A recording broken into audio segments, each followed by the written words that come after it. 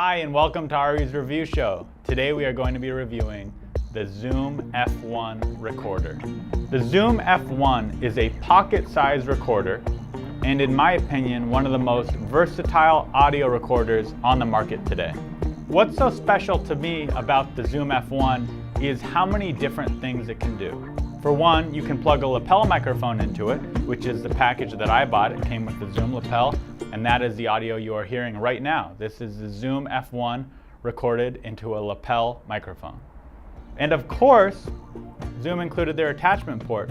And what this allows you to do is plug in all sorts of different accessories. So, for example, you could plug in this XLR attachment, which then allows you to plug in up to 2 different dynamic XLR sources.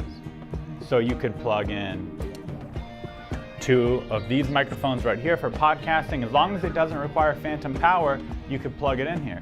You could plug it into the board of a mixer via XLR. And because of the Zoom accessory port, you can plug in the other Zoom accessories as well. So you can plug in a boom microphone if you want. It also has a micro USB port that you can use to plug it into the computer and use this as an audio interface. So you can also get this little accessory for it, which allows you to mount this right to the top of a DSLR camera and use this as an all-in-one solution for your camera. So not only can you put this in your pocket or clip it to your belt, but you can put it on top of the camera or hide it in a room. This audio recorder does have a limiter feature built into it, but that does add noise.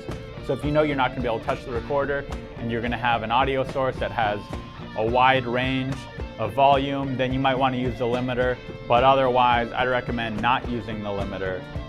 That way you can get the best quality sound from this device. This recorder is pretty lightweight to me. It's a pretty solid construction.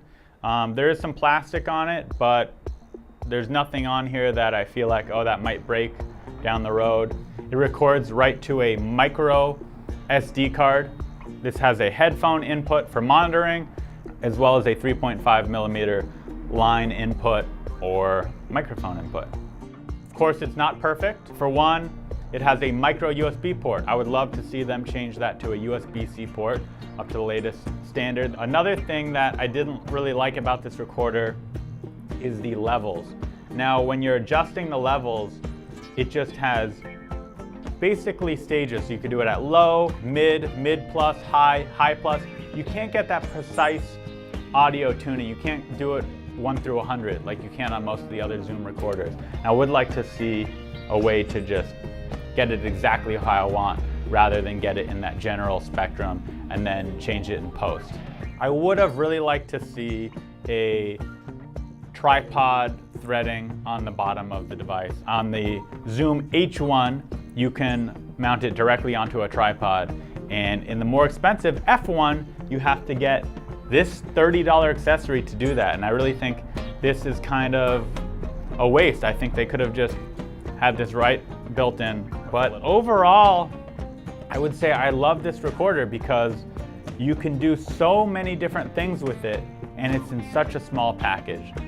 All right, well, thank you so much for tuning into Ari's Review Show. I really hope you enjoyed the review. If you liked it, please subscribe to my channel, give this video a like, and if you didn't like it, I can't stop whatever you're gonna do. Tune in next week and we'll review something else.